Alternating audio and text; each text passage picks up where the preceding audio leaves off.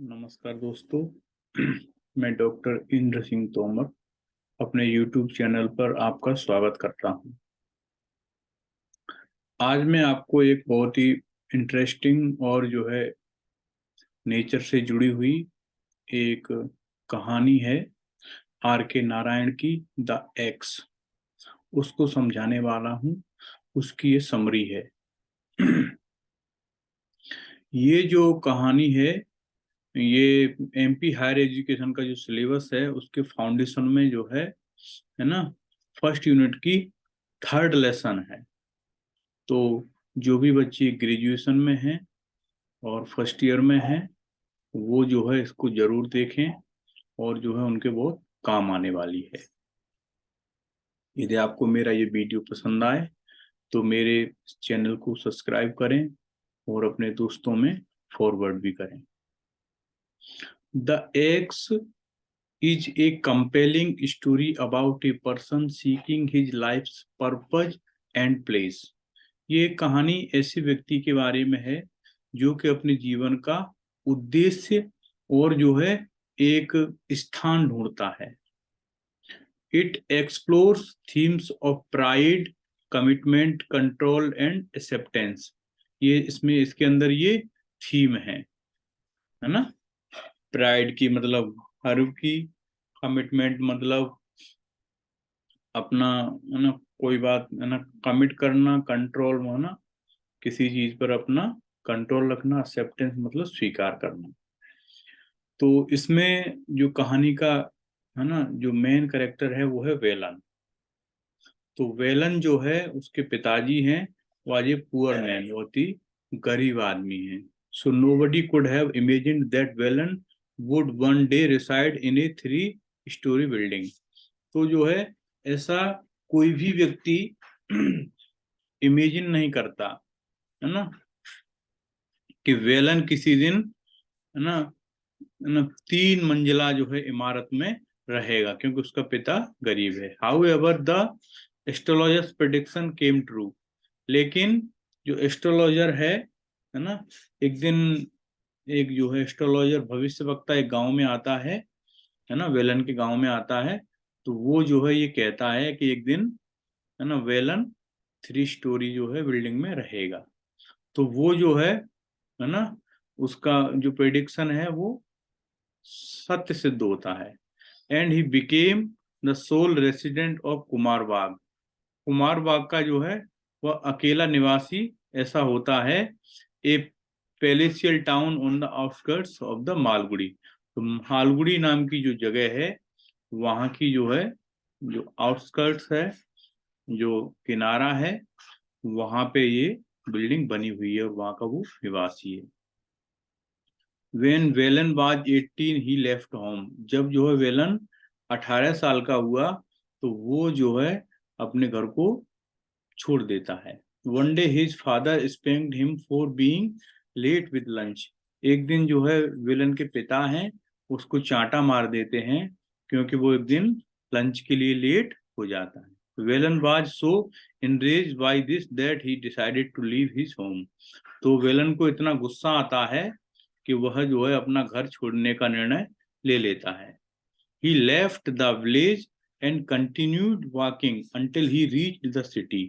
वह जो है घर छोड़ देता है, अपना गांव छोड़ देता है और लगातार चलता जाता है जब तक कि वो एक सिटी में नहीं पहुंच जाता। Here he went without food for several days। यहाँ उसने जो है तमाम दिन है ना बहुत सारे दिन जो है बिना फूड के गुजारे। Then he arrived in Malgudi. उसके बाद वह मालगुड़ी नाम की जगह पर पहुंचता है।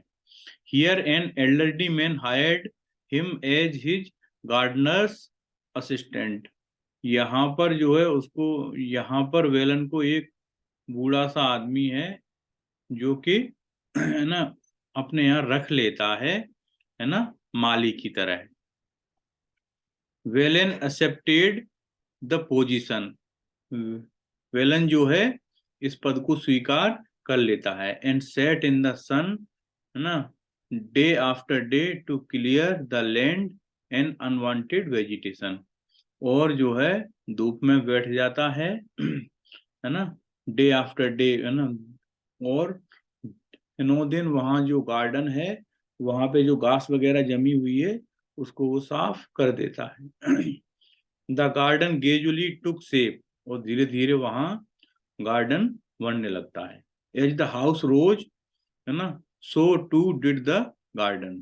तो वहाँ क्या है, जो जो गार्डन का मालिक है, तो एक एक तरफ तो उसने वेलन को अपने यहाँ माली की तरह से रख लिया है, दूसरी तरफ उसकी जो है एक तिहाई हिस्सा है वो जमीन का, उस पे घर बनना तैयार होता है। तो जैसे जैसे उधर घर बनना है वैसे ही इधर ये वेलन जो है गार्डन को तैयार कर रहा है। By the time the margosa tree appeared in the Velan's picture, the house had taken a mellow appearance. एक मार्गोसा जो है नीम की प्रजाति होती है, तो वेलन जो है उसको उसका बीज जो है लगा देता है, तो हारगोसा पी वहां, है ना, हारगोसा का पेड़ वहां पर जो है धीरे धीरे अंकुरित होने लगता है। और उसी प्रकार से जो घर है वो भी धीरे धीरे अपनी सुंदर जो है अपीयरेंस है उसमें बनने के तैयार होने लगता है। Velan was satisfied and content.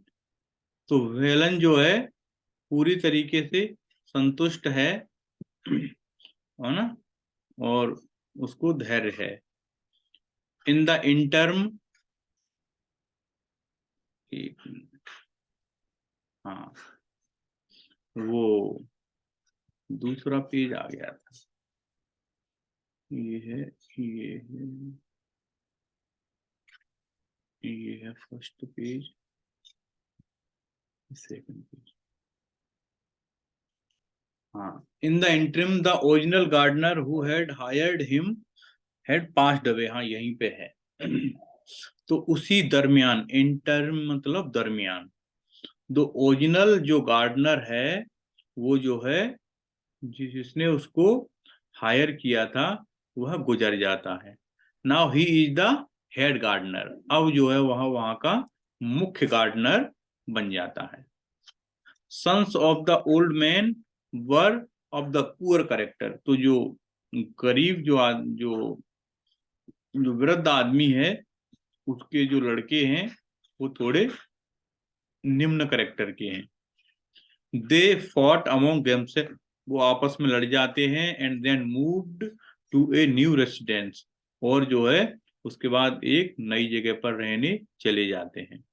The residence was rented, और वो जो जगह थी उसको किराए पर दे दिया जाता है। A year later a second tenant arrived. एक साल बाद वहां पर एक दूसरा व्यक्ति आता है, फॉलोड बाई ए थर्ड, उसके बाद वहां तीसरा आता है, एंड सो ऑन, और भी। Nobody stayed longer than a few months. वहां पर जो है कोई भी व्यक्ति, है ना, एक आध महीने से ज्यादा नहीं रह सका। The house then gained a reputation for being haunted. उसके बाद जो है उस घर की जो है ऐसी रेपुटेशन बन गई कि यहाँ पे जो है भूत प्रेत का निवास है। Over the time house's owners ceased visiting the property. और एक समय के बाद वहां जो उस प्रॉपर्टी के मालिक हैं वो आना जाना बंद कर देते हैं। Whelan became the house's sole occupant. उसके बाद जो वेलन है उसका मालिक बन जाता है। He was aging as well, उस, है ना, उसी के साथ उसकी उम्र भी ढल रही थी। Despite his effort grass grew on the path and weeds and vines sprouted, and the owners leased out the fruit garden for 3 years। और इसके साथ क्या होता है कि वो कुछ ज्यादा काम नहीं कर पाता, तो वहां पे घास उगाती है रास्तों पे, और जो है तमाम तरीके के अनचाहे पेड़ पौधे वहां पे उगाते हैं। तो जो भी उसके मालिक हैं उसको उसके जो फ्रूट गार्डन है उसको 3 साल के लिए लीज पर दे देते हैं। Countless years pass with no change. ऐसा ही जो है बहुत सारे सालों तक चलता रहता है। It became known as the ghost house. और है ना, ऐसा लगने लगा कि ये जो है भूतों का घर है। And the people began to avoid it, और लोग बाग इसको जो है अवॉइड करने लगे, इससे दूर भागने लगे। However Velan never complained about anything, हालांकि वेलन ने कभी भी किसी के लिए कोई कंप्लेन नहीं की। Once every 3 months he sent his son to the old family in the town to collect his wages, है ना। वंस एवरी 3 month, हर जो है 3 महीने में वह जो है अपने लड़के को, है ना, भेज देता है टू द ओल्ड फैमिली, अपने, है ना, अपने पुराने परिवार में, इन द टाउन, बाजार में, टू कलेक्ट हिज वेजेज, है ना, अपने जो है वेजेज कलेक्ट करने के लिए। Velan desired that this situation continued इंडेफिनिटली, Velan की ये इच्छा थी कि ये स्थिति जो है ना, लगातार और जो है अनिश्चित काल तक चलती रहे। However one day A car approach the house, है ना, और एक दिन जो है वहां पे एक कार आती है। The house, the old houses doors and Windows were throne open, और उस पुराने घर के जो दरवाजे हैं और खिड़कियां हैं वो पूरी तरीके से टूटी हुई हैं और खुली हुई हैं। The individuals in the car belonged to a company that wished to acquire this home, और उस कार में जो व्यक्ति हैं, है ना, जो लोग हैं, वो एक कंपनी को बिलोंग करते हैं और ये इच्छा करते हैं कि इस घर को जो है एक्वायर कर लें। They informed Whelan that they would be cutting down the plants, वो जो है वेलन को इन्फॉर्म करते हैं कि वो लोग जो है अब इन पेड़ों को काटेंगे। So they would no longer require his services, तो अब जो है उन्हें वेलन की अब सेवाओं की आवश्यकता नहीं है। There was a great deal of activity in and around the residence, उस घर के चारों तरफ जो है बहुत सारी जो है ना एक्टिविटीज होने लगी इधर उधर।